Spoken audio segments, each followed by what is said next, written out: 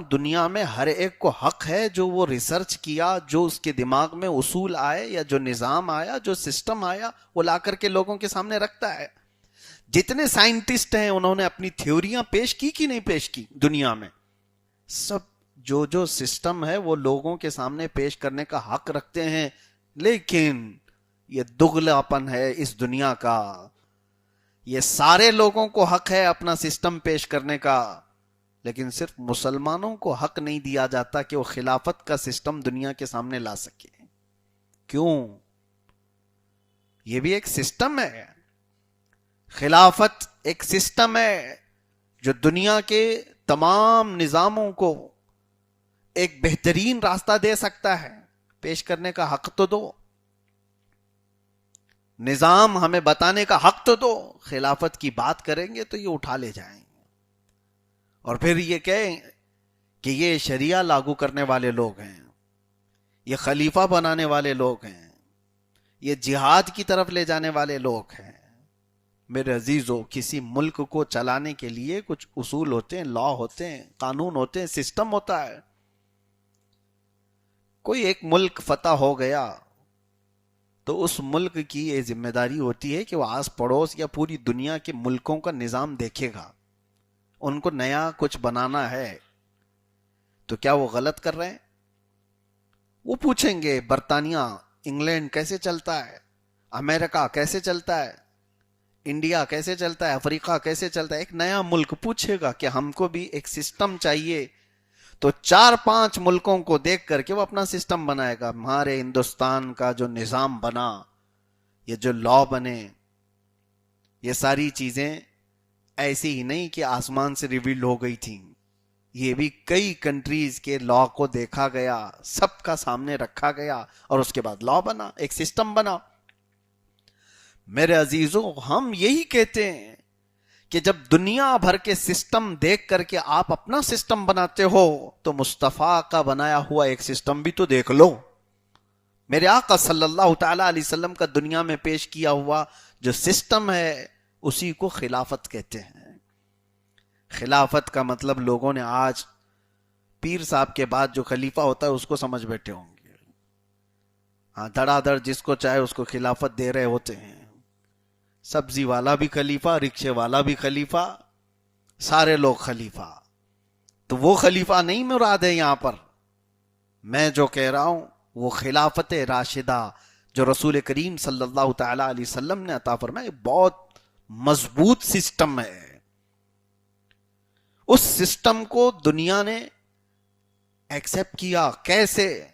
عام لوگوں کی بات نہیں کر رہا ہوں، اس دور میں ایکسپٹ کیا تھا جب سپر پاور طاقتیں تھی اس دنیا میں، رومن ایمپائر، پرشین ایمپائر، اور ان لوگوں کو ماننا پڑا تھا اسلام اور مسلمانوں کے اس نظام کو. وہ نظام خلافت راشدہ کیا ہے؟ میرے عزیزو، آؤ میں آپ کو بتاتا ہوں. اللہ کے رسول صلی اللہ تعالی علیہ وسلم کا وصال ہوا. جیسے ہی آپ صلی اللہ تعالی علیہ وسلم کی وفات ہوئی 632 عیسوی اور 11ویں ہجری تھی. تاریخ اسلامی ہجرت کے بعد کا 11واں سال تھا. 632 عیسوی چل رہی تھی. اللہ کے حبیب صلی اللہ تعالی علیہ وسلم کے وصال ظاہری کے بعد صحابہ کرام کی تعداد اس وقت مختلف روایات کے مطابق 1,20,000 یا 1,40,000 کے قریب تھی، جو رسول اللہ صلی اللہ تعالی علیہ وسلم کے دست حق پرست پر ایمان لائے تھے اور صحابیت کا شرف پائے تھے. 1,40,000 ایک بڑی تعداد ہے. اب مسلمانوں کا امیر کون ہوگا؟ رسول اللہ صلی اللہ علیہ وسلم کا نائب کون ہوگا؟ اس بارے میں پہلے تو سب کی الگ الگ رائیں تھیں. حضور پاک صلی اللہ تعالی علیہ وسلم کی وفات پیر کو ہوئی اور بدھ کے دن آپ صلی اللہ علیہ وسلم کی تدفین ہوئی. قبر مبارکہ میں رکھ کر کے صحابہ جب واپس آئے تو صحابہ میں یہ بات چلی کہ کس کو امیر بنایا جائے. تو جو مدینے کے صحابہ تھے ان کو انصار کہتے ہیں، جو ہجرت کر کے آئے تھے ان کو مہاجرین کہتے ہیں. تو انصار صحابہ کی ایک بیٹھک ہوئی سقیفہ بنی ساعدہ، ایک چھوٹا سا ٹیلا تھا مسجد نبوی کے قریب. تو وہاں پر میٹنگ ہوئی اور سارے انصار صحابہ نے حضرت سعد ابن عبادہ رضی اللہ تعالیٰ عنہ کو اپنا امیر بنا لیا. حضرت سعد رضی اللہ تعالیٰ عنہ حضور صلی اللہ تعالیٰ علیہ وسلم کے زمانے میں بھی سرداری کی حیثیت رکھتے تھے اپنے قبیلے کے اندر، اور ان کا اپنا مقام تھا، ان کی عزت تھی، ان کا احترام تھا.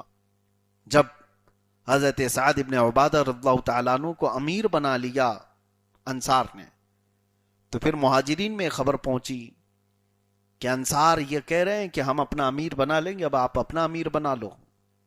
نظام اسلام ایسا نہیں چلے گا. اتحاد اس اسلام کا خاصہ ہے. اللہ تعالیٰ نے اس امت کو جوڑنے کے لیے کئی چیزیں رکھی ہیں. وحدت الصفوف کہا جاتا ہے. پوری دنیا میں یہ سسٹم نہیں ہے جو مسلمانوں کے پاس صفوں کا نظام ہے. کسی کے پاس نہیں ہے. جو ہم مسجد میں صفیں لگاتے ہیں اس میں وحدت ہے. کون امیر ہے کون غریب ہے ہم پلٹ کر کے بھی نہیں دیکھتے ہیں. ہمارے کندھے سے کس کا کندھا لگا ہمیں خبر بھی نہیں ہوتی. کبھی سوچا آپ نے کہ کوئی گیرج میں کام کرنے والا میرے قریب آ کر کھڑا ہوا ہے؟ نہیں. آپ چاہے وقت کے امیر ہوں، اگر کوئی غریب کھڑا ہے تو آپ کو کندھا لگانا ہوگا. یہ وحدت الصفوف اسلام کا خاصہ ہے. اسی طرح سے نظام کے درمیان جب 2 امیر یا 3 امیر یا 4 امیر بن جائیں تو پھر تو ٹوٹنا طے ہو جاتا. مہاجرین آئے، ان میں سے حضرت عمر ابن خطاب رضی اللہ تعالیٰ عنہ، ابو عبیدہ بن جراح رضی اللہ تعالیٰ عنہ اور کئی صحابہ آئے. جب انہیں خبر ہوئی کہ انصار اپنا امیر بنا چکے تو انہوں نے کہا کہ یہ اختلاف ہو جائے گا.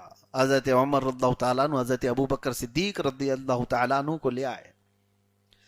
سیدنا ابو بکر صدیق رضی اللہ تعالیٰ عنہ اس وقت ایک خطبہ دیتے ہیں اور انصار کی فضیلت میں بیان کرتے ہیں. اے انصار، اے جماعت انصار، تمہاری فضیلت مسلم ہے، تمہارے احترام تمہارے اکرام سب مسلم ہیں، تمہاری فضیلت کا کوئی انکار نہیں کر سکتا. تم وہ جماعت ہو جو رسول اللہ کی مددگار تھی.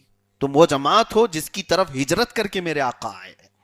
تمہارے وطن کو حضور نے اپنا وطن بنایا. تم نے اپنے گھر سب کے لیے کھول دیے، اپنے مال اسباب سب کے لیے کھول دیے. تمہاری فضیلت اپنی جگہ پر. لیکن ایک بات یہ بھی یاد رکھو، مہاجرین جو ہجرت کر کے آئے وہ رسول اللہ کے قرابت دار تھے، رشتہ دار بھی ہیں. انہوں نے اپنے گھر چھوڑے ہیں، اپنے جائیدادیں چھوڑی ہیں، اپنا وطن چھوڑا ہے اللہ اور اس کے رسول کے لیے. اور یہ مہاجرین وہ لوگ ہیں، انہوں نے اس وقت اسلام قبول کیا جب سارا مکہ حضور کی دشمنی پر تلا ہوا تھا. انہوں نے مکہ والوں کے سختیاں برداشت کی ہیں، رسول اللہ صلی اللہ تعالیٰ علیہ وسلم کے ساتھ شانہ بشانہ کھڑے رہے.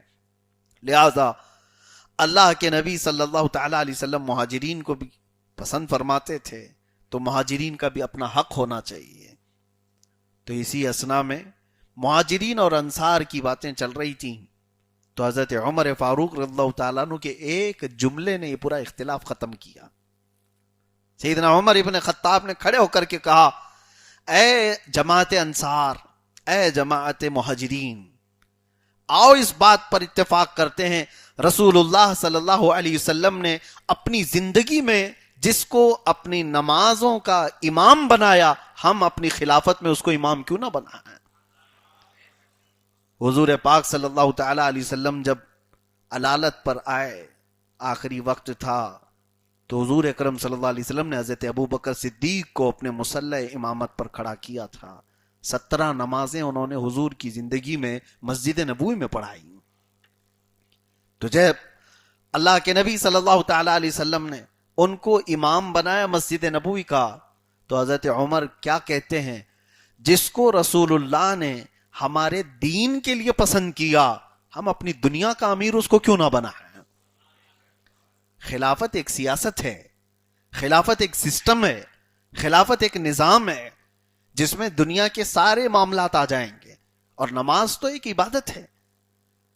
تو حضرت عمر یہ کہتے ہیں کہ رسول اللہ صلی اللہ علیہ وسلم نے ہماری عبادتوں میں جس کو ہمارا امیر بنایا، ہم اپنے دنیاوی معاملات میں اس کو کیوں نہ امیر بنائیں. اور سب سے پہلے حضرت عمر فاروق رضی اللہ تعالیٰ عنہ خود آگے بڑھے حضرت ابو بکر صدیق رضی اللہ تعالیٰ عنہ کا ہاتھ پکڑا اور کہا اے ابو بکر میں آپ کے ہاتھ پر بیعت کرتا ہوں. اور اس کے بعد حضرت ابو عبیدہ بن جراح یہ عشرہ مبشرہ میں سے ہیں صحابہ، یہ آگے بڑھے اور اس کے بعد پھر سارے صحابہ ایک کے بعد دیگرے سیدنا ابو بکر صدیق رضی اللہ تعالیٰ عنہ کے ہاتھ پر سب نے بیعت کی اور متفقہ طور پر سب نے اپنا امیر اور اپنا خلیفہ تسلیم کیا. ایک وہ وقت تھا جب نظام مسلمانوں کا ٹوٹنے کے قریب تھا، جماعتوں کے درمیان اختلاف ہوتا اور الگ الگ جماعتیں بن جاتی، انصار اپنا الگ بنا لیتے، مہاجرین اپنا الگ بنا لیتے. پھر یہ بھی تو پاسبل تھا کہ کچھ قبیلے اپنا امیر الگ بنا لیتے. ان تمام ٹکڑی ٹکڑی جماعتوں کو ختم کر دیا اور وحدت الصفوف، سارے مسلمانوں کا ایک امیر اور ایک خلیفہ، اس میں سیدنا عمر ابن خطاب رضی اللہ تعالیٰ عنہ کا بڑا کردار ہے. حضرت ابو بکر صدیق رضی اللہ تعالیٰ عنہ کا ذکر اب یہاں پر مجھے کرنا اس لیے ضروری ہے، میں آپ کو بتاتا ہوں آگے چل کر جب آپ کربلا سنیں گے تو کربلا کے اندر بھی اس کے اثرات آپ کو ملیں گے. صدیق اکبر کا پہلا خطبہ، وہ پہلا خطبہ جان ہے جو قیامت تک کے لیے ہم سب کے نبض میں دوڑتا رہے گا.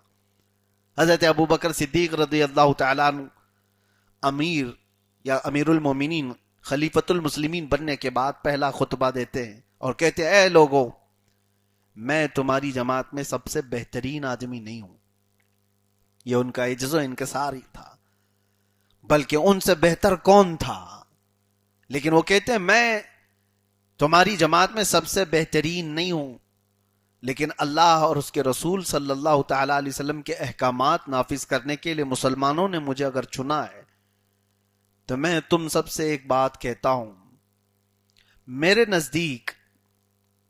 نزدیک سارے لوگ برابر ہیں. اور پھر یہ فرماتے ہیں کہ جب تک میں رسول اللہ صلی اللہ تعالیٰ علیہ وسلم کے نقش قدم پر چلتا رہوں میری اعانت کرو، میری مدد کرو. اور جہاں پر بہکتا ہوا دیکھا تو جو کوڑا اور جو درہ مجرمین کی سزا کے لیے ہے وہ میرے لیے بھی ہے. یہ بات ہوئی. اور اس کے بعد جو جملہ میں کہہ رہا ہوں جس میں کربلا تک کے اثرات آپ کو ملیں گے وہ کیا ہے؟ آپ نے فرمایا ہر خلیفہ کو، ہر امیر کو اس وقت تک مانو جب تک وہ رسول اللہ کے قدموں پر کھڑا ہوا ہے، نقش قدم پر کھڑا ہوا ہے. جہاں وہ شریعت سے ہٹا تو پھر تم اس کی اعانت نہ کرنا ورنہ ظالم کہلاؤ گے. یہی وہ اثر ہے جو کربلا کے میدان میں بھی دیکھنے کو ملتا ہے. سیدنا امام حسین رضی اللہ تعالیٰ عنہ کیوں نہیں تسلیم کر رہے تھے یزید کو امیر؟ اس لیے کہ ہمارے ابتدائی اسلامی دنوں میں ہی یہ گٹھی میں پلا دیا گیا تھا خلیفہ وہی ہے جو رسول اللہ کی سنتوں پر قائم ہے، خلیفہ وہی ہے، امیر وہی ہے جو رسول اللہ کی شریعت کا محافظ ہے. اور جہاں کوئی شریعت کی دھجیاں اڑا رہا ہے، ہمیں تو بچپن میں ہی صدیق اکبر رضی اللہ تعالیٰ عنہ کی خلافت کے پہلے خطبے میں بتا دیا گیا تھا کہ اس کے بعد پھر ایسے کسی خلیفہ کا معاون یا مددگار ہونا ظالم ہونے کے برابر ہے.